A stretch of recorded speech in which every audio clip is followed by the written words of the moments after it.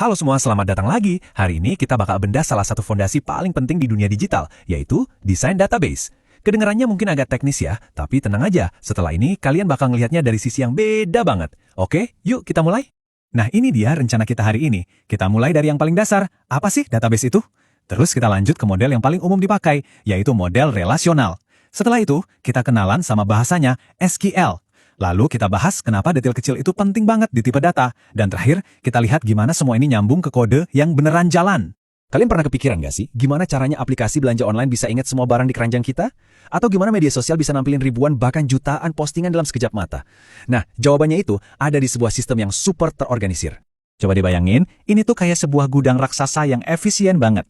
Setiap informasi, entah itu nama pengguna, detail produk, atau bahkan satu komentar, itu kayak paket yang disimpan dengan rapi di rak yang udah ditentuin. Jadi pas dibutuhin, nyarinya gampang dan cepat. Dan gudang informasi yang canggih inilah yang secara formal kita sebut sebagai database.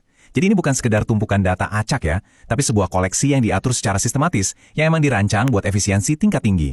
Oke, gudangnya udah ada. Terus ngaturnya gimana? Kan ada banyak cara ya buat ngatur barang di gudang. Nah sekarang kita bakal bahas cara yang paling populer dan udah jadi standar di mana-mana, yaitu model relasional.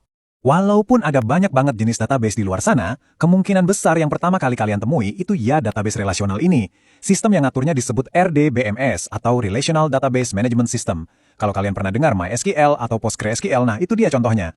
Inti konsepnya itu sebenarnya simple banget. Semua data diatur dalam bentuk tabel.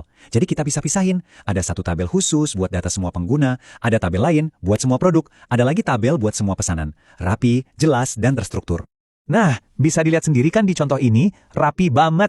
Setiap potongan informasi punya rumahnya sendiri. Misalnya si Ajit, dia punya ID sendiri, umurnya jelas, jurusannya juga jelas, semuanya ada di satu baris yang sama. Nggak ada yang ketukar. Dan ini nih yang paling penting buat dipahami. Setiap baris horizontal itu mewakili satu data lengkap atau satu record. Dalam kasus ini, ya satu mahasiswa. Sementara setiap kolom vertikal itu adalah detail atau atribut spesifik dari data itu, kayak nama atau usia. Oke, gudang kita udah rapi, tabel-tabelnya udah terorganisir. Terus gimana cara kita ngobrol sama gudang ini? Gimana cara kita minta data, nambahin data baru, atau ngubah data yang udah ada? Jelas kita butuh bahasa khusus. Nah, bahasa itulah yang kita sebut SQL. Singkatan dari Structured Query Language. Anggap aja SQL ini kayak bahasa universal yang dimengerti sama hampir semua database relasional. Lewat SQL inilah kita bisa kasih perintah ke gudang data kita.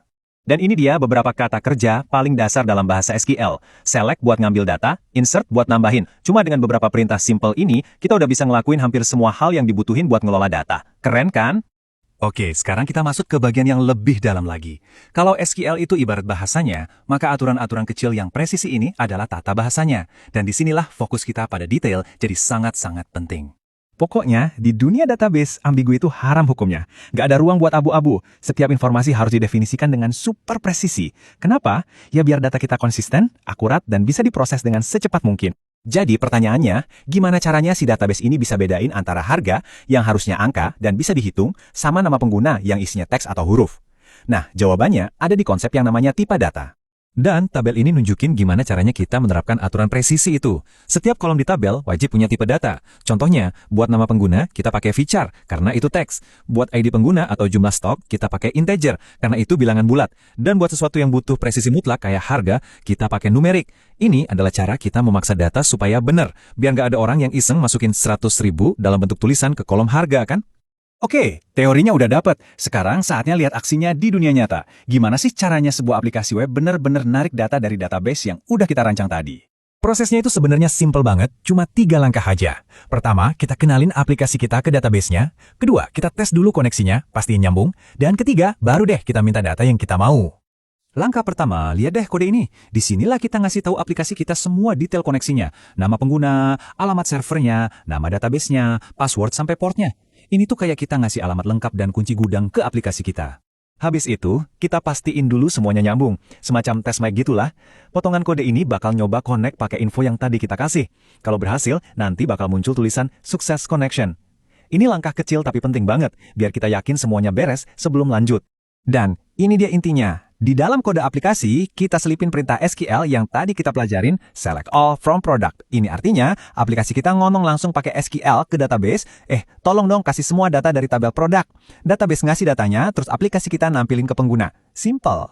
Jadi gitu ceritanya. Mulai dari ide gudang raksasa, sampai ke baris-baris kode yang beneran jalan. Kita udah lihat gimana tabel, SQL, dan tipe data yang penuh detail itu kerja bareng buat jadi tulang punggung aplikasi yang kita pakai tiap hari. Nah, sekarang pertanyaannya buat kalian.